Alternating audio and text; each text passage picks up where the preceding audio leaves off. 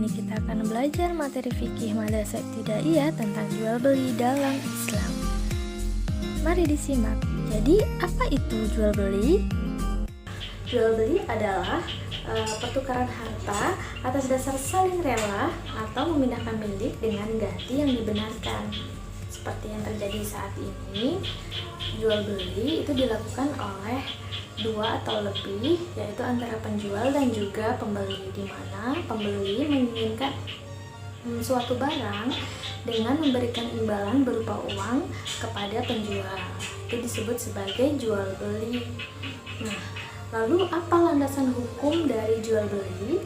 Jadi, menurut Abdul Rahman dalam karyanya mengatakan bahwa hukum jual beli itu bersifat kondisional, bisa boleh, wajib, sunnah, bahkan haram. Itu tergantung bagaimana kondisi dari jual beli yang dilakukannya tersebut. Nah, landasan hukumnya ada 3, yaitu dari Al-Quran, Al-Hadis, dan juga ijma para ulama.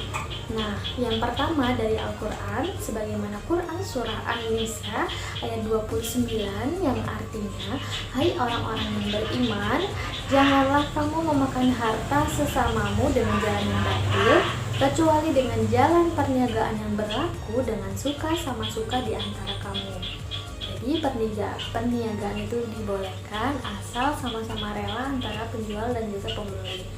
Nah, Al-Hadis dari Rifa'ah ibnu Rafi' radhiyallahu anhu, Nabi Muhammad sallallahu alaihi wasallam ditanya tentang mata pencaharian yang paling baik. Beliau menjawab, seseorang yang bekerja dengan tangannya dan setiap jual beli yang mabrur. Hadis riwayat Bazar, Hakim menyahihkannya dari Rifa'ah ibnu Rafi'. Nah, maksud mabrur dalam hadis ini ialah jual beli yang terhindar dari usaha tipu menipu dan merugikan orang lain. Nah, selanjutnya ada ijma. Jadi ulama itu telah bersepakat bahwa jual beli itu diperbolehkan karena tidak dapat dipungkiri bahwa manusia itu tidak dapat memenuhi kebutuhan diri sendiri. Tentu dengan adanya jual beli maka kebutuhan manusia dapat terpenuhi. Nah, dari dalil-dalil tersebut maka dapat dirangkum atau dapat diketahui bahwa hukum-hukumnya ialah mubah atau boleh. Nah, yang kedua, bisa menjadi wajib. Bagaimana jual beli itu bisa menjadi wajib? Jadi, contohnya ketika seseorang itu memiliki banyak hutang, jadi seseorang tersebut wajib menjual barang-barang yang dia miliki untuk bisa membayar hutang-hutangnya. Itu bisa menjadi wajib. Nah, yang kedua ada sunnah. Bagaimana bisa sunnah? Jual beli bisa dikatakan sebagai sunnah apabila ada seseorang yang lebih membutuhkan barang tersebut, maka disunahkan melakukan transaksi jual beli dengan orang yang membutuhkannya tersebut, atau bisa juga kepada keluarga yang kita kasihi. Nah, yang ketiga haram. Jadi jual beli dikatakan haram apabila penjual maupun pembeli itu bertransaksi dengan hal-hal yang tidak diperbolehkan atau yang dilarang. Contohnya jual beli khamar, narkoba, kemudian perdagangan manusia dan sebagainya. Nah, lanjut ke rukun jual beli. Rukun jual beli itu jadi ada 3, yaitu adanya akid atau pihak yang bertransaksi, kemudian adanya ma'qud alaih yaitu mencakup barang dan harganya, dan yang terakhir ada sihhat ijab qabul, ucapan serah terima antara penjual dan pembeli. Selanjutnya yaitu jual beli yang dilarang. Apa saja sih jual beli yang tidak diperbolehkan dalam agama Islam? Langsung saja ke contohnya. Yang pertama yaitu terlarang karena kurang syarat atau rukun. Jual beli sistem ijon atau belum jelas barangnya. Jual beli ini dilarang karena barang yang akan dibeli masih samar. Nah, yang kedua, jual beli anak binatang ternak yang masih di dalam kandungan. Jual beli ini dilarang karena barangnya belum ada dan tidak nampak juga. Dan yang ketiga, jual beli sperma hewan. Nah, jual beli sperma hewan ini seperti mengawinkan seekor domba jantan dengan betina agar dapat memperoleh turunan.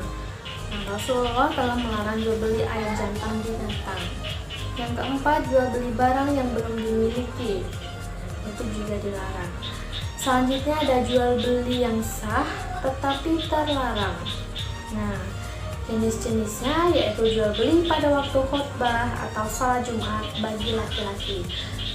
Seperti ini, jual belinya halal, misalnya hanya menjual makanan halal atau pakaian yang diperoleh dengan cara yang halal, tapi tidak tepat karena transaksi jual beli dilakukan saat khutbah Jumat atau waktu sholat Jumat, atau tidak tepat lah, itu tidak boleh, jadi terlarang. Nah, yang kedua, jual beli dengan niat untuk ditimbun saat masyarakat membutuhkan. Nah, jadi contohnya seperti ini, menjual suatu barang tetapi ditimbun terlebih dahulu, dan ketika masyarakat sudah banyak membutuhkan, nah barangnya baru dijual karena dengan harga yang mahal, itu tidak boleh.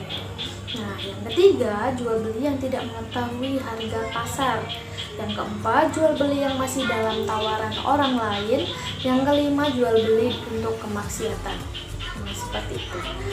Lalu jadi dari semua hal tersebut, apakah jual beli itu mempunyai hikmah? Tentunya ada, yaitu hikmah jual beli itu Allah mensyariatkan jual beli sebagai pemberian keluangan dan keleluasaan darinya untuk hamba-hambanya yang membawa hikmah bagi manusia.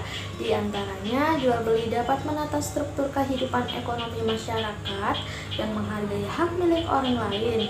Penjual dan pembeli dapat memenuhi kebutuhannya atas dasar kerelaan dan dapat menjauhkan diri dari memakan atau memiliki barang yang haram atau secara batil. Penjual dan pembeli sama-sama mendapat rezeki Allah Subhanahu wa Ta'ala, menumbuhkan ketentraman dan kebahagiaan. Jadi banyak ya hikmah dari jual beli.